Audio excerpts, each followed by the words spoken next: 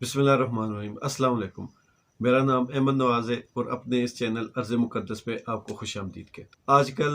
وفاداریاں بیچنے کا کافی سیزن چل رہا ہے، تو ایسے سیزن میں عمران خان صاحب کو جو لوگ تانے مارتے ہوتے تھے کہ ان کو سیاست نہیں آتی، تو آج انہوں نے بھی یہ ہماری پاکستان کی روایتی جو گندی سیاست تھی اور جو آج کل نقطہ عروج پر پہنچی ہوئی تھی، اس سیاست میں عمران خان صاحب نے پہلی انٹری دے دی اور ایسی خوب انٹری دی ہے کہ مخالفین کی چیخیں آسمانوں تک پہنچی ہوئی، ہکے بکے رہ گئے کہ عمران خان صاحب تو ہمیں دائیں ہاتھ کی دکھا رہے تھے اور ہماری بائیں ہاتھ کی، اور ایسی لگی ہے کہ ابھی تک ان کے کانوں سے سائیں سائیں کی آوازیں آ رہی۔ اب لوگ اپنے جو سوشل میڈیا پہ پیڈ ان کے لوگ ہیں، جو کافی نازیبا بات ہو جاتی ہے لیکن وہ اس سے کم بھی نہیں، اب وہ سارے عمران خان صاحب کے پیچھے پڑ گئے اور خاص کر پی ٹی آئی کے سپورٹروں کو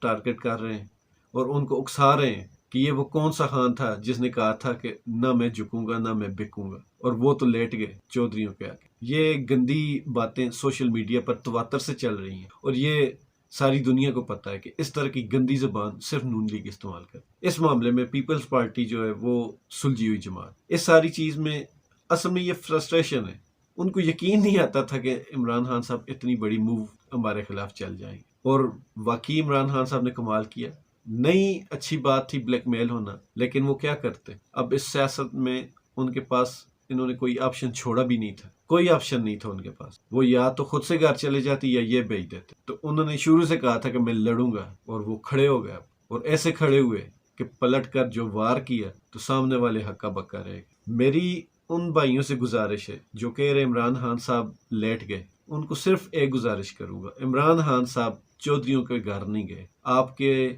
وزیر اعظم، آپ کے وزارت عظمیٰ کے امیدوار کتنی بار چودھری صاحب کے منتیں ترلے کی، ان کو دعوتیں دی، فضل الرحمان صاحب ان کے ڈیرے پر جاتے رہے، زرداری صاحب ان کے ڈیرے پر جاتے رہے، عمران خان صاحب ان کے ڈیرے پر نہیں گئے۔ چودھری پرویز الہی صاحب خود عمران خان صاحب کو ملنے بنی گالا گئے۔ اسے لیٹنا نہیں کہتے، اس کو ایک سیاسی چال کہتے ہیں، سیاسی موو کہتے ہیں، جو عمران خان صاحب نے خوب چلی، اور اگر ان کی سیاسی موو کے حساب سے دیکھیں تو بہت خوشی ہوتی کہ خان صاحب نے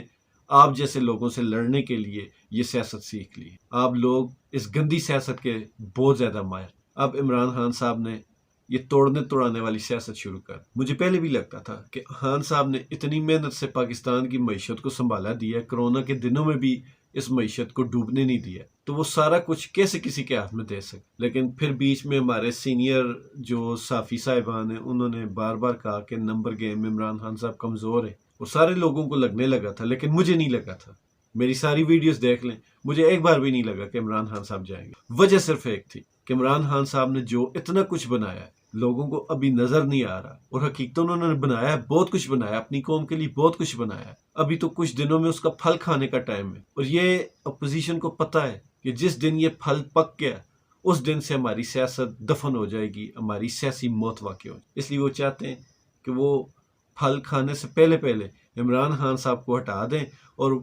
ہٹانے کا یہ فائدہ ہوگا کہ وہ پھل بھی یہ خود کھائیں۔ تو میرا یہی یقین تھا کہ ایسی پوزیشن میں اسٹیبلشمنٹ یا جو بھی ادارے ہیں بڑے اور عمران خان صاحب، وہ کیسے چاہیں گے کہ جو اتنی محنت سے عوام کا ایک ایک پیسہ جوڑ کر انہوں نے